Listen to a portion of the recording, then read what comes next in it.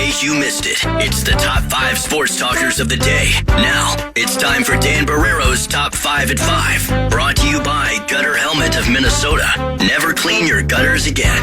Learn more at gutterhelmetmn.com. All right, top 5 at 5. Let's get it started. Kevin Fallness always wants us to start wild, right? Wants us to talk hockey. Let's do it. I'm just going to read the first couple of paragraphs from Michael Russo's most recent game story from The Athletic, of which I have 2 subscriptions. Not sure which one I'm reading from this time. If the Minnesota Wild wanted to boost struggling Philip Gustafsson's confidence in what was his final start before the playoffs, playing him behind an exhibition-style lineup probably wasn't the wisest idea to get him back on track. While resting players and keeping them healthy is understandably Minnesota's biggest priority heading into the start of the Dallas Stars series next weekend, Gustafsson, the presumptive number 1 heading into the playoffs, and the player coach Sean Hines called a backbone for us all year, gave up at least 4 goals for the 5th time in 6 starts during a 6-3 loss to the St. Louis Blues. Well, I guess the only comeback to that might be if the decision's already made internally, even if it's not been announced, maybe you don't worry about that. If in the minds of management and the head coach, they've already decided, then, I guess you don't worry about it. It's difficult for me to believe, on the basis of what we've seen, that the Wild can be confident that he's bringing in the highest level of confidence into that series on the basis of what we've seen most recently. We wrap it up tonight, right? Right here on the Fan against Anaheim. And who's in the net tonight? Tonight, it's the Great Wall of St. Paul, I believe. Are we sitting a bunch of people again?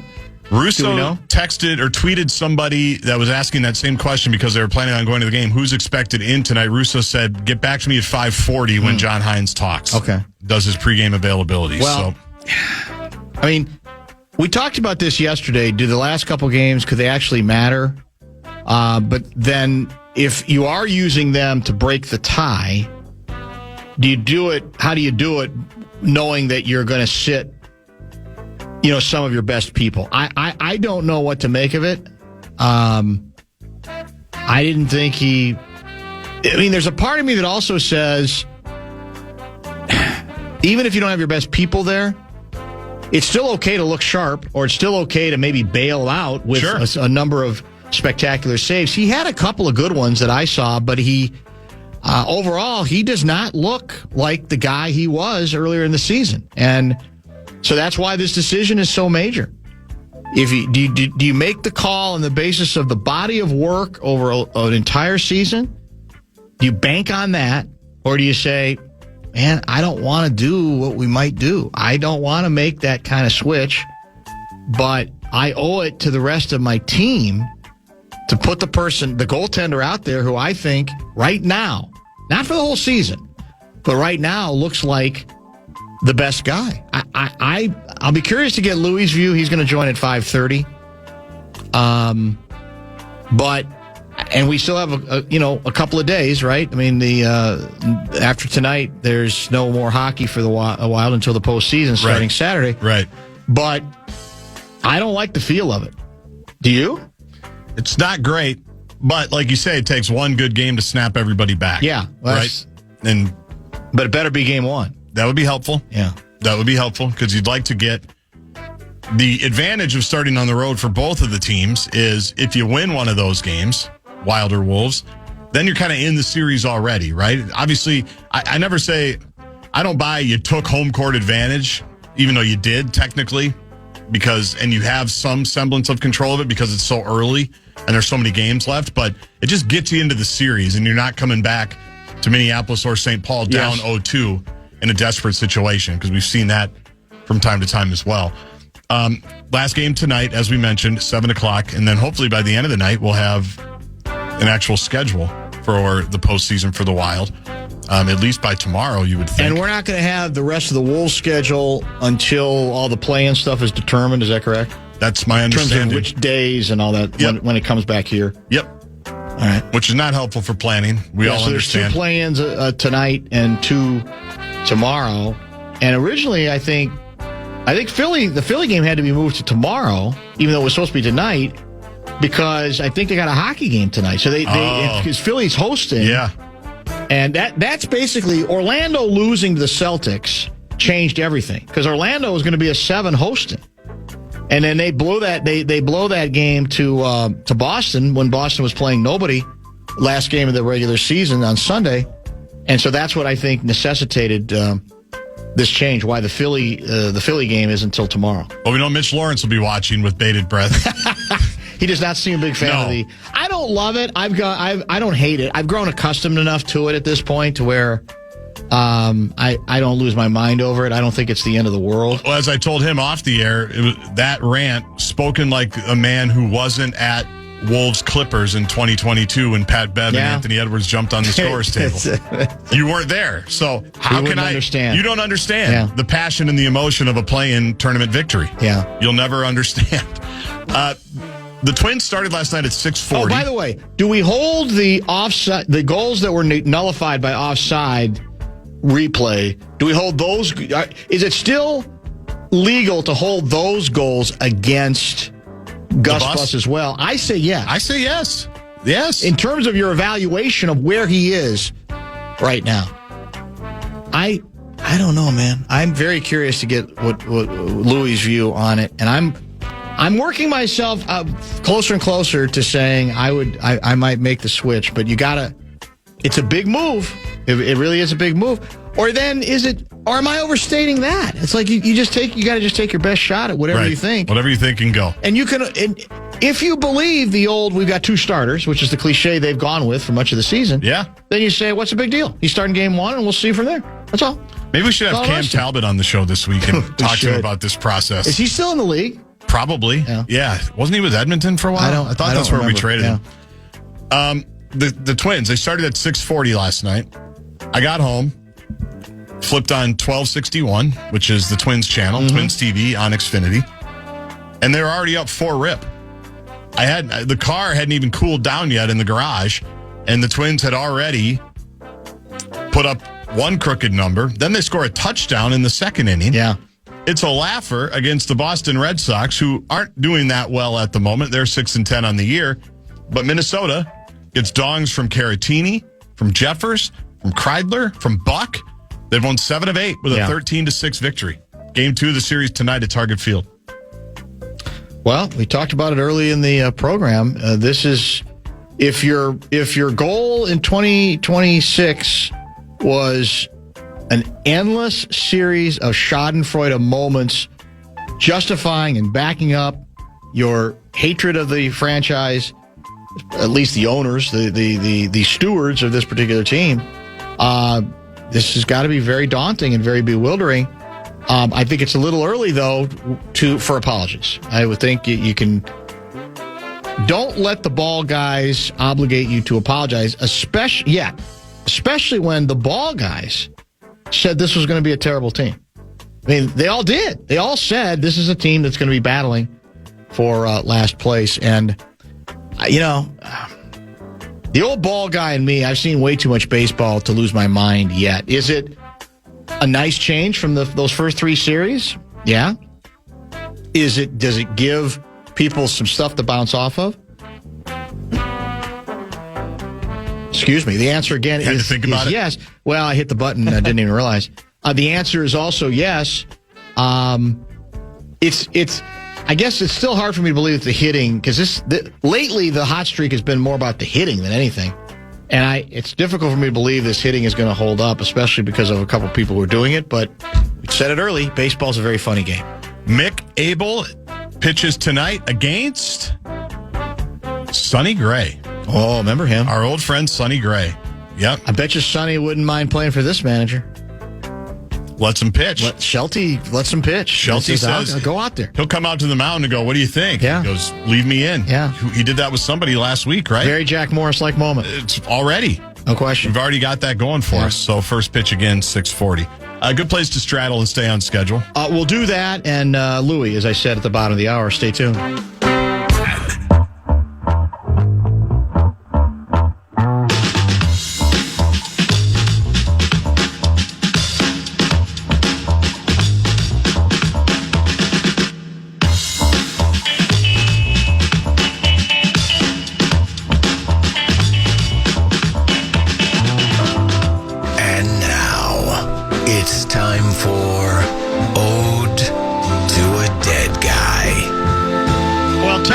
this case, it's ode to a dead landmark. Did you see the story or stories regarding the 32-story Fauché Tower? I did see this today. Home to the W Minneapolis Hotel. Apparently, the owner has defaulted on its mortgage, failing to pay off the $51 million mortgage by the maturity date, which was May of last year, May of 2025. That's according to a lawsuit written about via StarTribune.com. Deutsche Bank filed the complaint as a trustee acting on behalf of bondholders who invested in an affiliated commercial mortgage-backed security. The bank is seeking a court-appointed, receiver to manage the property, and about $43 million in unpaid principal, interest, and fees. The Fauché Tower, located at the corner of South Marquette Avenue and South 9th, city's tallest building for decades, after it first opened in 1929. Early 2000s, developers converted the office building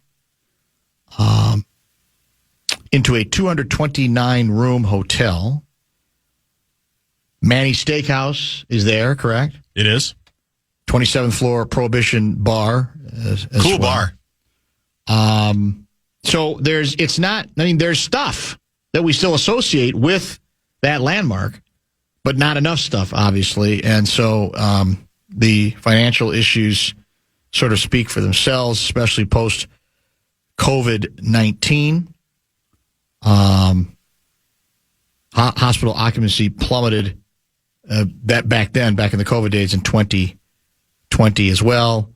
And there's a long litany here of the legal side of this thing, or where indeed it has worked to. But definitely a very distinct architectural style to that building, right? It's unmistakable. Yes. If you're one of us, or you've lived here a while, you know exactly what we're talking about. Does that mean if you want to buy it, you can get it for a song? I would think so. Yeah. Yeah, I read that article, and so little of it made sense, because of the business stuff. Just the business stuff of it. Yes. I wish it made sense in my head. I don't understand that world really at all. No, sadly, I can't help you much either. It was interesting, though, that the Fauché name, it was a guy named Fauché that built it. Correct. And then basically immediately had to get rid of it or lost it because of the stock market crash in 1929.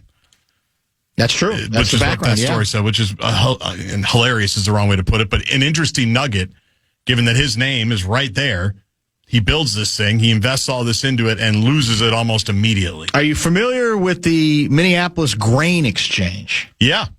Because that story I think it, again, might have just appeared yesterday or today in the real estate section of StarTribune.com. There's a developer, Sherman Associates. They're going to convert part of the property into 232 apartments, right? There'll be some office space, some event space, some retail space as well. And this is sort of the trend, correct? In some of these buildings where you can't find people or businesses to stay there or to lease. Right. You try to get something out of it, and that's the trend, right? Is to try to make, apartments or condos or whatever the case may be. This story is a double byline Star Tribune story.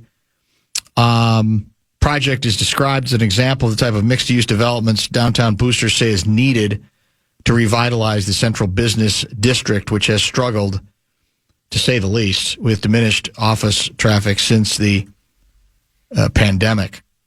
About 186 of the apartments will be affordable, according to an application for environmental remediation grants included in city documents. With more than 60,000 people living downtown, the project builds on that momentum and is designed to stabilize the tax base, which could be is certainly needed, increase daily activity, certainly needed, and position a historic building for long-term viability as well. So when did the big downtown population explosion in terms of where people were living there. When did it take off? How is that 10 years ago? 15? What? Because that's probably. It's a massive increase. As much as in other areas, it feels like a ghost town from a commerce standpoint and from having tenants, etc. You got more people living downtown or near downtown than ever. Obviously, I have to believe. Probably when North did the explosion start? Whenever North Loop probably got going, because that's a relatively new neighborhood. That's true, too. Right, on Washington Avenue down there in that area. So I would say about that time is when things started to really start popping again. And now, like you say, a lot of these buildings are doing what they're doing here with the grain exchange, which makes sense, which makes a lot of sense, given the way businesses have changed in terms of not needing office space, wanting office space, leaving office space, all of that. Sherman Associates is among a dwindling number of developers across the metro who are pursuing new apartment projects. Last year, only 1,914 multifamily units, mostly market rate rentals, were permitted throughout the metro. That was about a quarter of all residential construction and a double-digit decline from the previous year. So, do we know? I didn't notice it in the story. What other plans there are for the vacant space in Fauché Tower? Did you? I don't think they are even there. I think it's just the owners of the building are in trouble, and it'll probably have to change hands. I would assume that's probably the case. Don't forget, if you have questions for Luigi, hit the Bradshaw and Bryant KFAN text line at 64686. Brandon from New Mexico writes, Dallas will turn Gustafson into a turnstile. People are unhappy that the Lynx drafted Olivia Miles. Hearing Sam Mitchell surprise KG made me smile. Wolves in 6. Is there anybody nationally? No. It's close to unanimous. No. Is it as unanimous as it was a year ago before our first round series against the Lakers? Well, I would say they're both unanimous. So it's as unanimous as it was. Yeah, it's either ESPN it's either one for or the sure. other. ESPN, all 10. Remember last year picked against the Wolves. That's true. And have all those and have those same 10 all picked against us in the Denver series? I don't know if it's the same 10, but every ESPN expert asked for their prediction has picked the Nuggets. Yeah, I assume that the head coach will probably is the head coach a big we'll remember that guy? I think he did say that with the Lakers stuff. Did he? I think that did come up. Yeah. All right, let's see what Louie's got on his agenda, what his opinions are regarding the goaltending situation. Where I guess there's two questions: who the Wild will start Game 1, and who the Wild should start Game 1, because they don't necessarily have to be the same answer. If you have other things to get into, Stanley Cup playoffs wise, maybe some leftover Frozen 4 conversation. 64686 Bradshaw and Bryant KFAN text line back in a minute.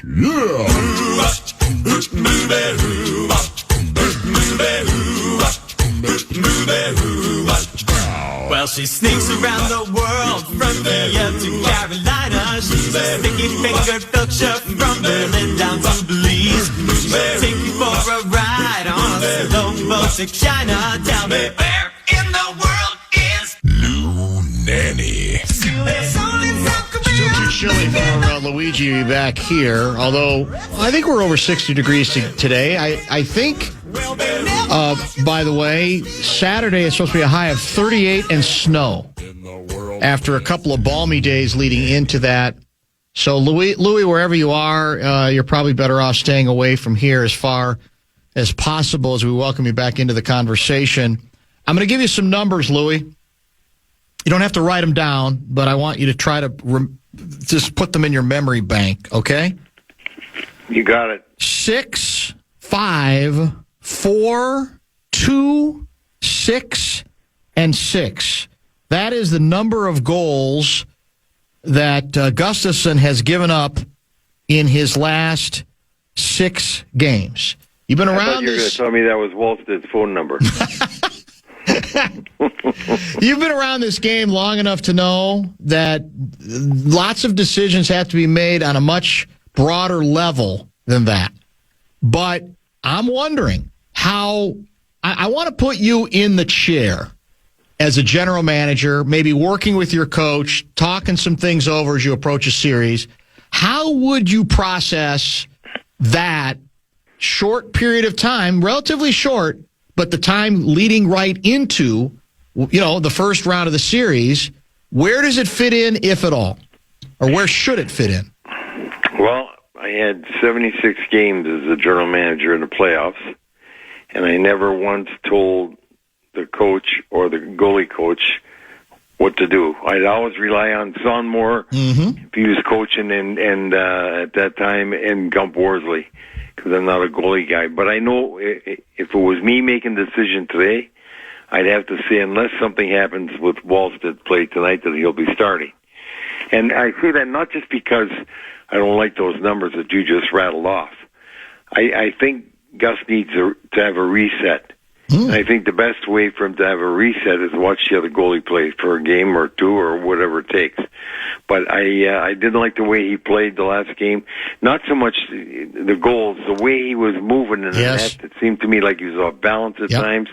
He was a little slow as glove and reacting. And that's why I think personally that he has to have a reset. Now, I'm sure they're going to, they'll between the goalie coach and Hines, they'll decide, and maybe Billy Guerin gets involved too. But they have to be having a deep discussion, because you're going into a playoff, and the key in the series, as every series, is goaltending. But more than that, you know that if you get equal goaltending, you got a hell of a chance to win the series. And I think the determining fact is who's sharper at the time. Yeah. And right now, if you were to put Wallsted's up there compared to his, the last 4 games, Wallsted's were better. But Wallsted also looked better in the net the last couple of games than Gus has looked. And that's what was concerning me. Do you believe that it sounds like in your view, that's who should start, that the kid should start, Wallsted. But do you think he will? If he has a good game tonight, I think he will. Unless I'm missing something, and that, here's the good part about it. We always talk about being able to win the first game on the road, and if you don't win it, you still got time to do it. But you're coming in there with a goaltender who's the two of them has been sharper recently. No question. And he's young, and the kid's got a lot of confidence in himself. And just listen to the way he talks, how he talks. He's got almost a bit of cockiness. I just love it. He's got great belief in himself. And I think that's the kind of game that might give the whole team a spark. And if you don't have it, then you still, if Wolfstead's not good, you can still come back with Gus. Sure. And maybe Gus's his mental attitude is going to be different coming in at that time.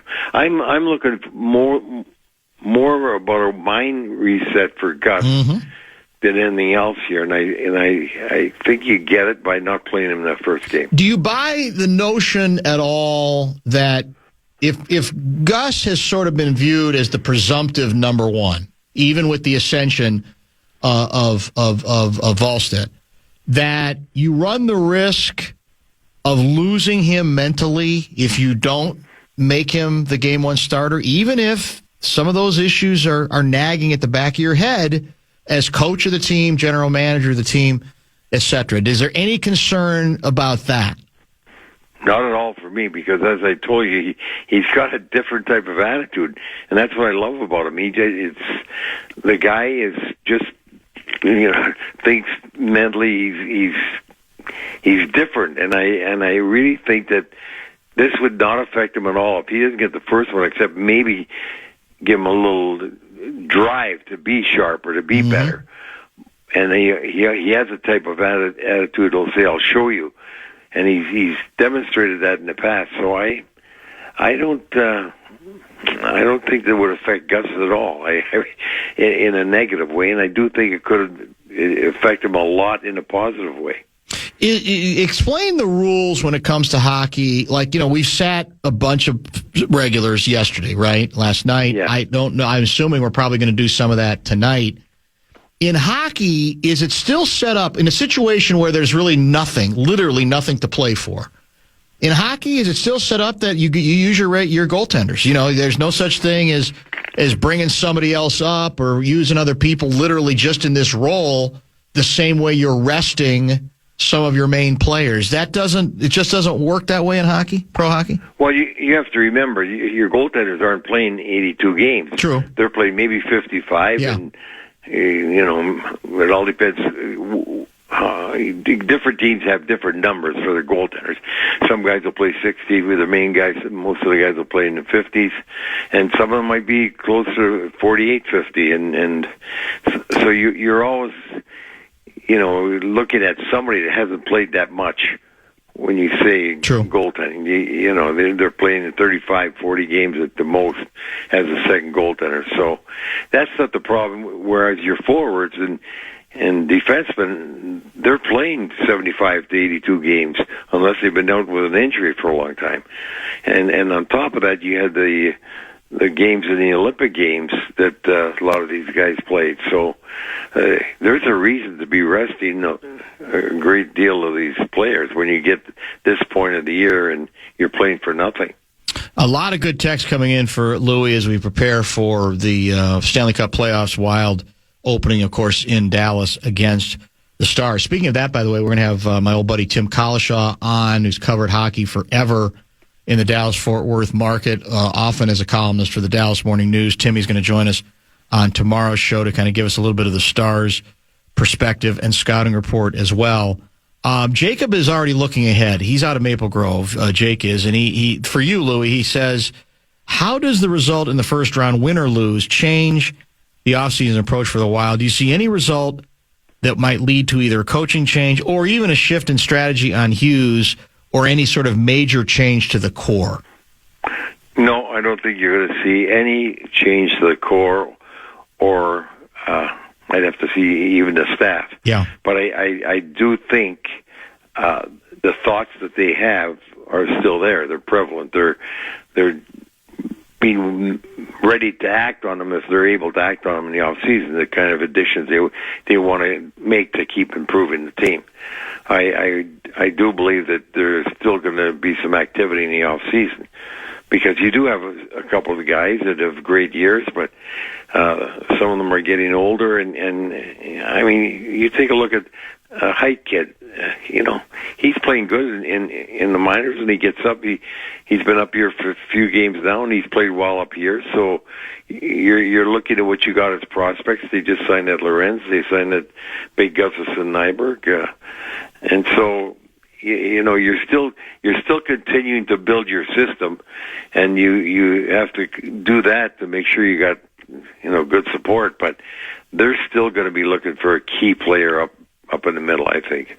Can we win this series if the games tend to be offensive shootout kinds of games? What's our way to winning this series? Well, you take a look. We still have the scoring power that they got. Each of us has two 40-goal scorers, and their numbers are one goal apart, essentially. So we do have scoring power. They've got a guy like Ratnan who hasn't got in the 40s, and he's capable of it. So they have that. Our defense, I think, is they got a couple of real good defensemen. I don't know if Heiskanen is going to be ready right off the bat, but if he's not, that's a big loss for them. But I think the balance of our defense is better, and the productivity of our defense could be better. I still think it's going to be the physicalness of the game. If hopefully there's no key injuries on our side. Right. But I do think this is going to be a really physical series that's going to take its toll on people, and you got to hope that they're not catching Hughes with good checks in that, because Hughes is not a big guy and he defends well with his stick. But you don't want to be getting run into the boards all the time, which could take a lot out of him, take some of the stamina away from him. I feel good about I continue to tell you this. You've been consistent. I feel good about the chances of the Wild if they get the goaltending that we need, and I'm looking forward to the series. Really excited about it.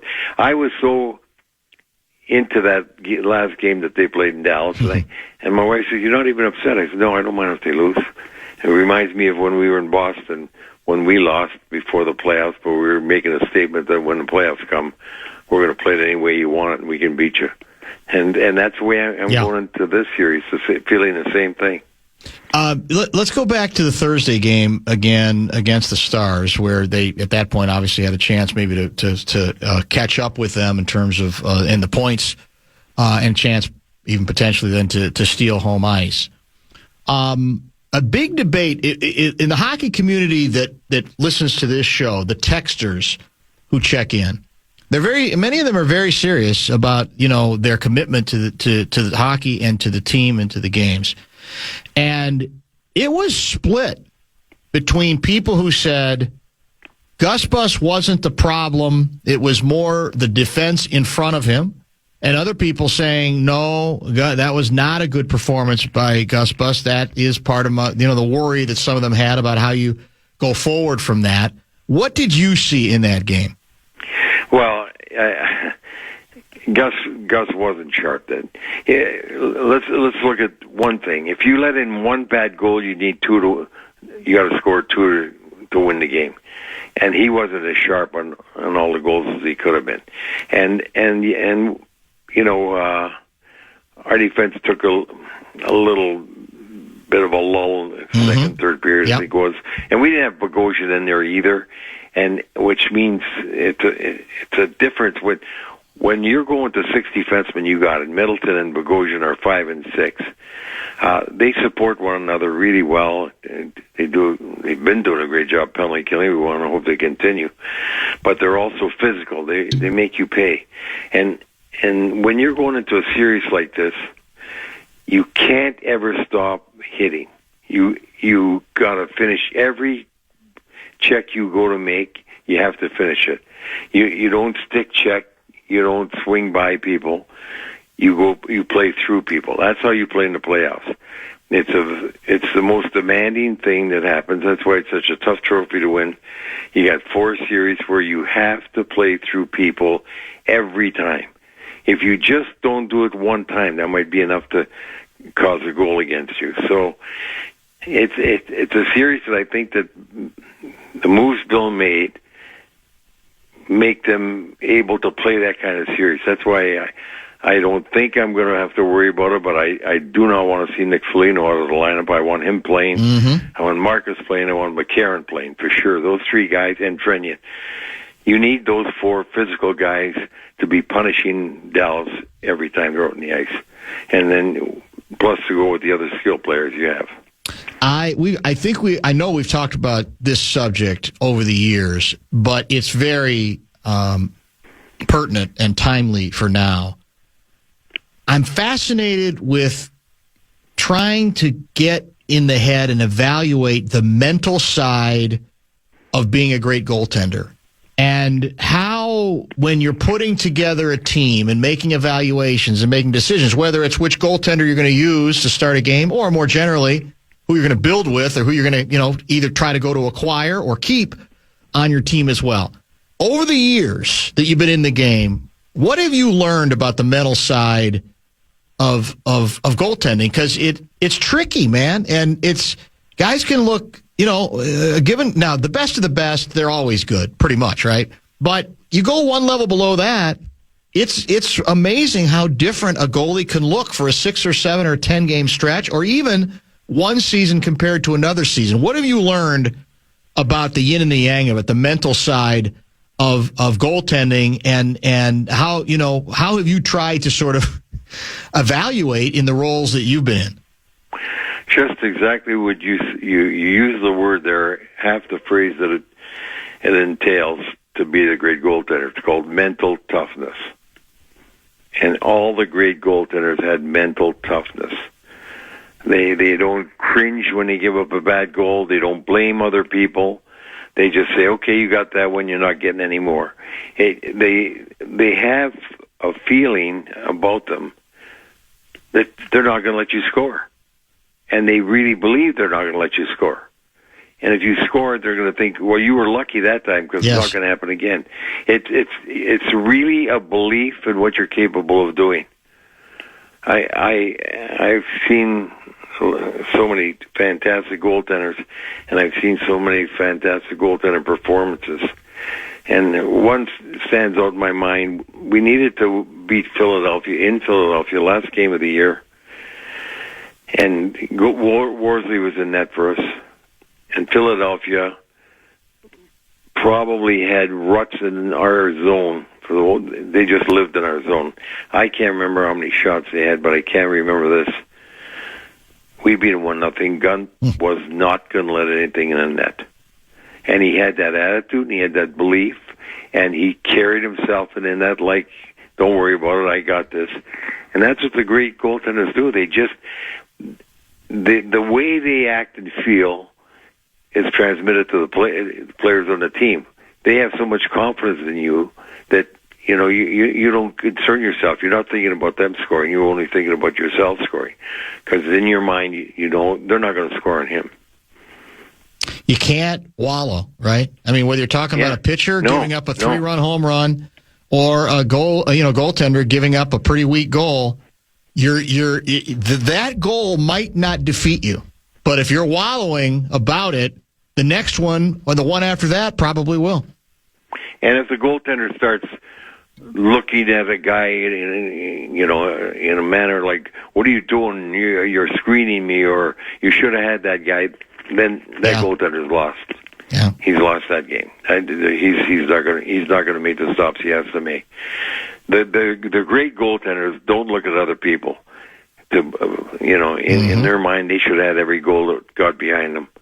And you could see it. They play with that air of confidence. I mean, you talk about Sawchuk and Plant and Dryden, Brodeur. I mean, you go right down the line. Yeah. Every one of them, would battle you till the end. They never thought they were going to let anybody score on them. Yeah, and again, you've named some of the all-time greats there. One rung down from there, there's there's wild inconsistency sometimes from year to year. That's what's fascinating to me about it. Is that the mental side? Is that physical? There are other things that could be involved in it, but it's such a big call, right? And again, I don't want to overstate it because, as I said, you like to think you're going to end up using both goaltenders. And so you're going to probably need both goaltenders, especially if you win this series and you're trying to make a run. So I don't want to turn it into whatever happens that first game, the die is cast. But it feels big. It feels like it's a big move. And I think you've argued the point quite well on behalf of Wallstedt.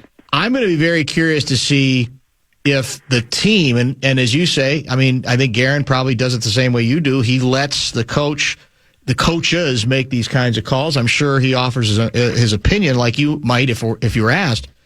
But that's the part that's going to fascinate me, whether they look at it as, no, we still kind of, quote unquote, owe him as the veteran guy this time around. Well, let me tell you this, too. I have to tell you, tonight I feel the Wild are lucky that they're starting on the road. And you know why? Because you've got this conversation about the goaltender, right? And you're starting on the road. Imagine if you're starting at home. Yeah. And you're not sure about the goaltender, and all of a sudden you lose that first one, the goalie wasn't good or something, you switch, you lose. Imagine if you lose the first two at home, and are you still trying to figure it out? Yeah. You're much better off losing on the road the first one and try to figure out than at home, because you're not giving up the home ice advantage, so-called home ice advantage.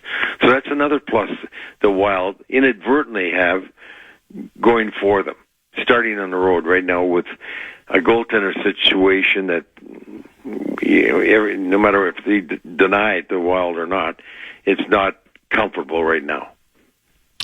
You've consistently said you think the Wild can beat the Stars in this series. 6 games, 7 games? What do you see? I think this is, I'd be happy for 6, but I want it to go 6 or 7. Right. Because I'm not expecting the Wild to breeze right through. Mm-hmm. So I want the Wild still battling in Game 6 or Game 7. So we'll leave it at that, and then we might try actually. Well, either you or Russo Sunday, because game 1 is Saturday, and we'll be in touch with you, see what works for your schedule and Russo's Sunday schedule. Morning I'll be in town. Okay. Because I'll come back for the Hall of Fame thing, and I get in Saturday night, and then I leave Sunday night for Washington. Gotcha. But and by the way, let's remember this. I was very excited. I hope all the Gopher fans were. Some nice additions Coach Brett Larson made to the Gophers in the portal. Portal's going good so far? Yeah, four nice additions. Really good. Yeah. Does that mean you ponied up some more dough? Is that... Me, I'm still working at my age. I have nothing. Did you find other people to pony up the dough? Maybe that's the better way to put it. That's a better question. That's something else. I still drive Uber at night. That's you. Just living, Lou Nanne living check to check, ladies and gentlemen. Yeah. There's no question about that. Thank you, my friend. Great hockey analysis as always. We'll be in touch soon. Nice to be with you. I appreciate you, Louie. Thanks. It's great to chat with Louie. With something on the line here, a first-round series after a good regular season against a good opponent, and a feel, at least, that maybe this can actually go someplace. It would be refreshing. It would really be something, I think, that we would enjoy on this show, just to have something else to talk about. The hockey season extended, the basketball season extended as well. Here's what we got in our final 30 minutes. The Minnesota sports calendar of calamity for today was so deep and so distinguished that Dan Minnesota had to send me a separate email, not just a tweet, to lay it all out there. So we'll get to some of those items and get to some of your texts as well in our final half hour.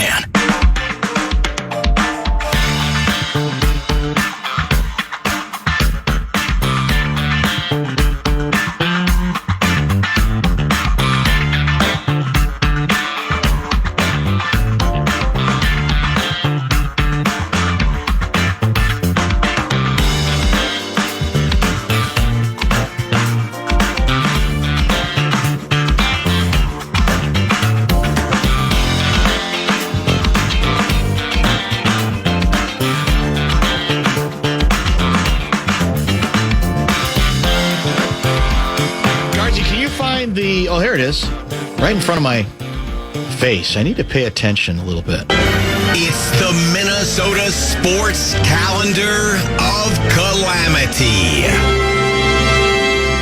1, 2, 3, 4, 5, 6. 6. Jeez. Examples. Full day. Of why this is such a bountiful and rich day when it comes to the Minnesota Sports Calendar of Calamity. April 14. Let's go in, let's go with the oldest story first, shall we? Okay. In 1968, this is an oldie but a goodie, the Minnesota Muskies were eliminated by the Pipers, and it was their last game, ABA. Oh, man. Before moving to Miami, Florida. 1983, a tsunami tears the roof off of the Metrodome. For the first time. How many tears did we have? Well, I remember that 3? one. Yeah, I don't. 4? Obviously, the most infamous one was during the season. Yeah. The Lester Bagley. Which was the Bagley-generated one that got us the new stadium? Wasn't that 09? Sounds right. Or 2010, somewhere in there? That was the one where there was a camera. Yes. Funny, that just happened to chronicle the whole thing. We had to move the game to Detroit, if I remember right. That's correct. 2011. This is a sneaky one. The term bilateral leg weakness enters the Minnesota sports lexicon. I couldn't believe when I read this email today that was that early in the season. The season has just started, right? It's mid-April, and we're already dealing with bilateral leg weakness. Yeah. Who knew? I think Bobby Bowden would have dealt well with bilateral leg weakness. No term ever did more damage to a first ballot Hall of Famer's reputation locally. Everybody knows what it means. There's no question. It's just whoever decided, and I think at the time, we've talked about this over the years, my assumption is they wanted to make this sound big, like something that you can't just slough off to protect Joe.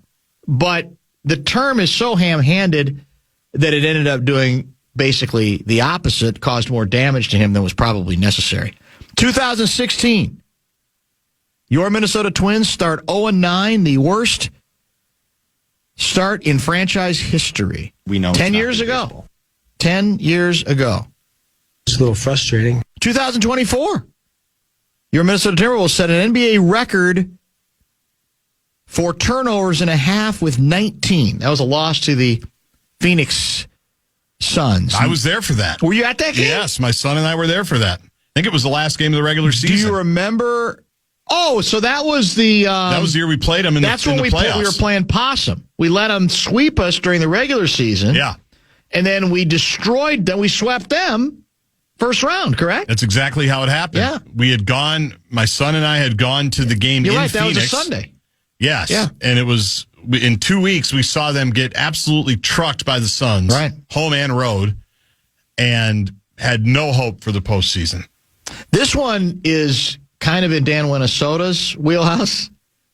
Lynx trade down to avoid Angel Reese, get Pilly instead. Now, funny, what he conveniently leaves out is the trade that we also made that was part of that deal that helped us land last night, the number 2 overall pick, your gal, Olivia Miles. Point guard of the future. That's it. Maybe the present, too. As Cheryl Reeves said, top 5 point guard in the game right now. That surprised me from her. Yeah. Usually she, is... Well, she's got to sell it. Yeah, I guess she does. I mean, she had the draft party chanting bets. I'm not saying that this was the wrong move. I do want to know who we playing up front.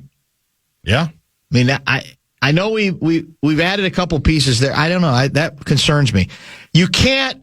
Look, we all know that to a certain extent, you could argue that the team never really replaced Lindsey Whalen, right? They made another number of other good moves and had some success, but they never really replaced Lindsey Whalen. With a true point guard. With a true point guard. Yes.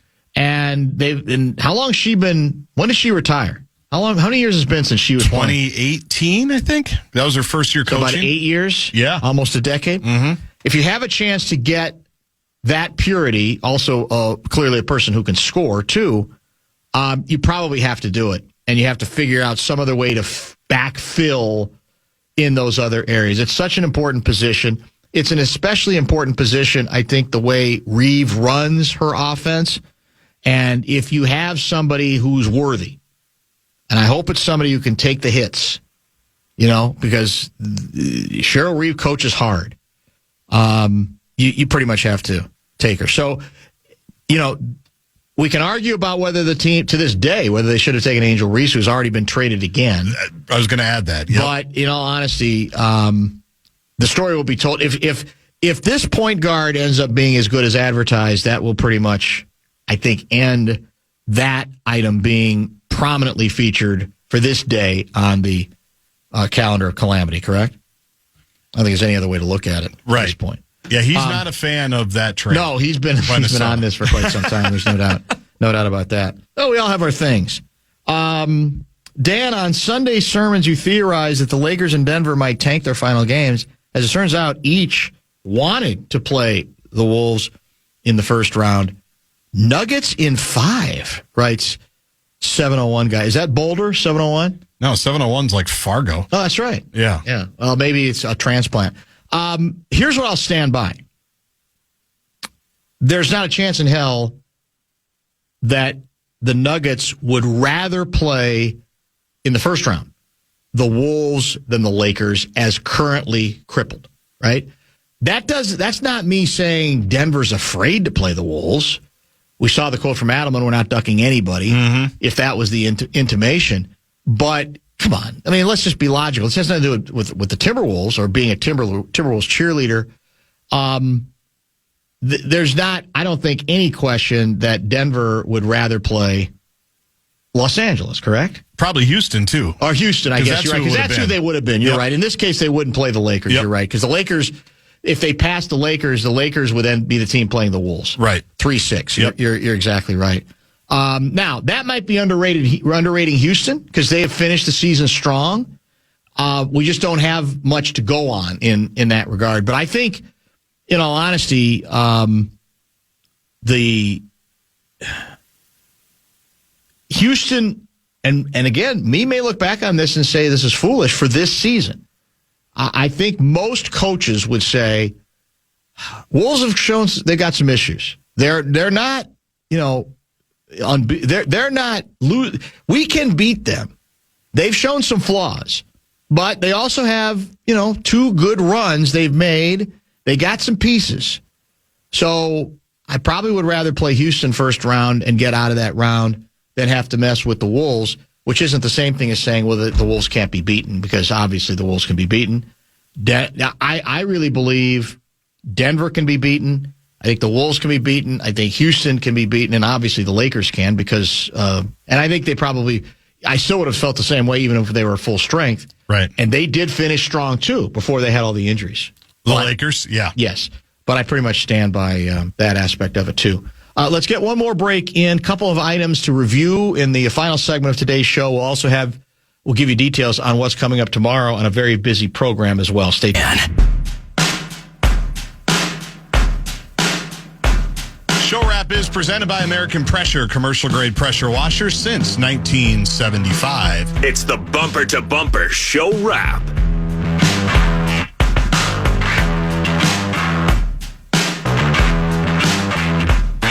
I'm sure this will be a big part of the conversation tomorrow with Kessler when he joins as part of our Wednesday uglydeck.com guest lineup. But the story now, I think, pretty much official.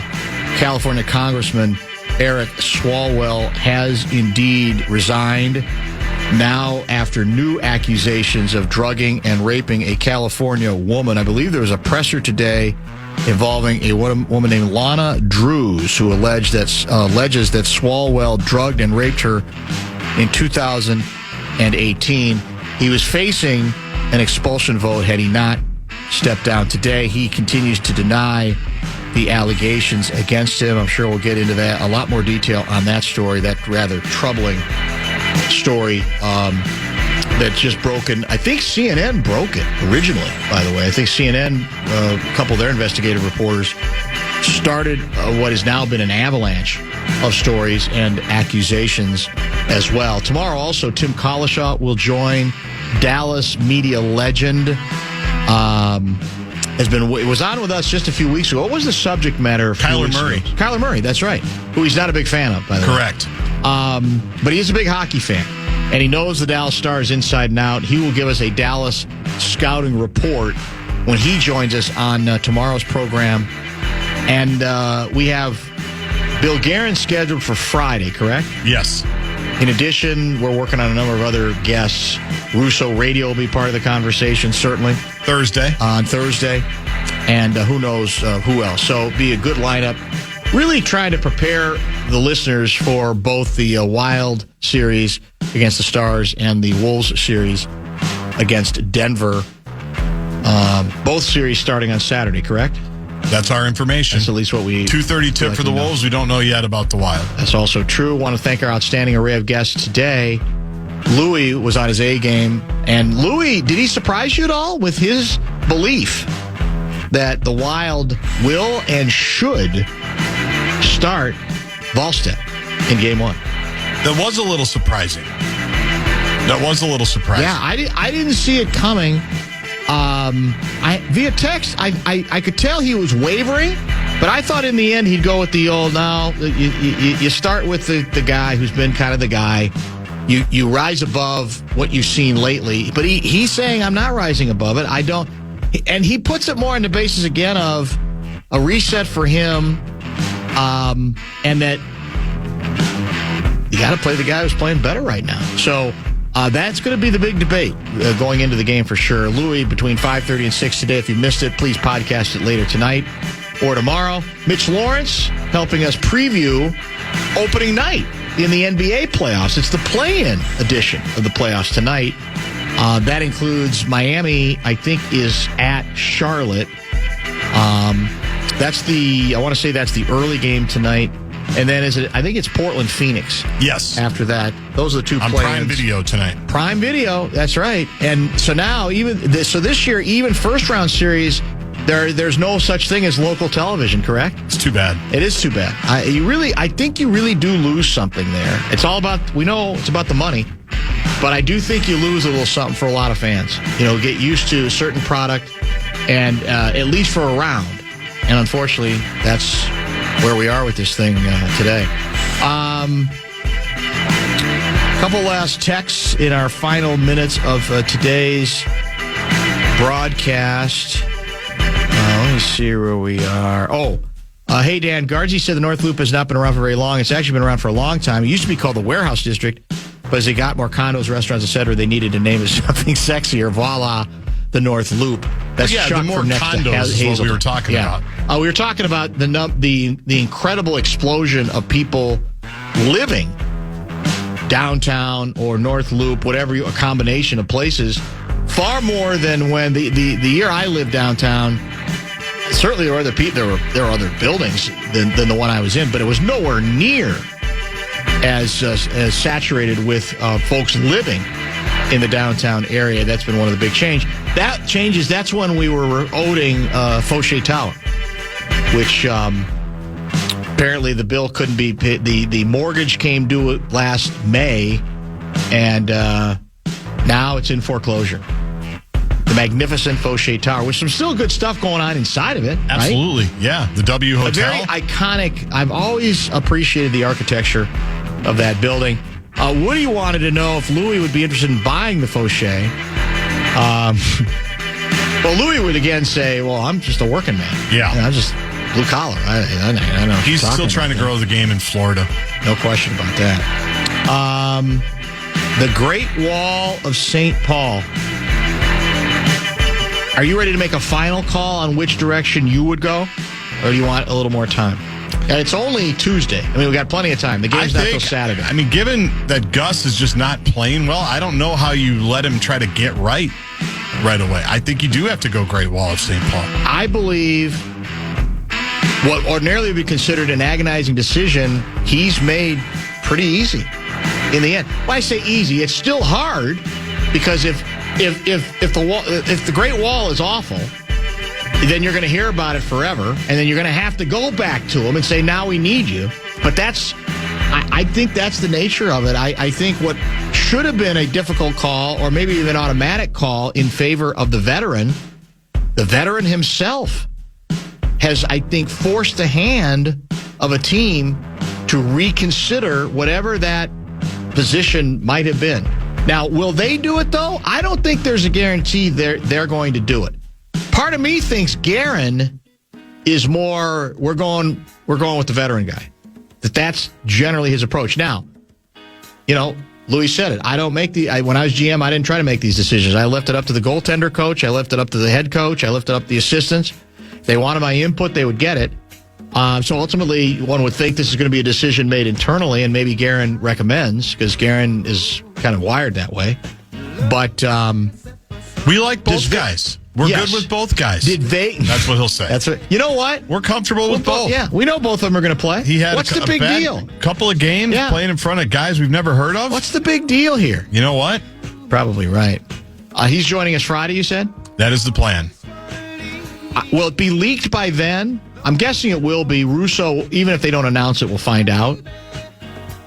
Because I don't think Guerin is going to spill the beans. No, he usually doesn't. He's usually got the poker face in that regard. Thank you for watching. Thank you for listening. Fan on Demand on the Air is coming up next right here on The Fan. It's frustrating. But you know what?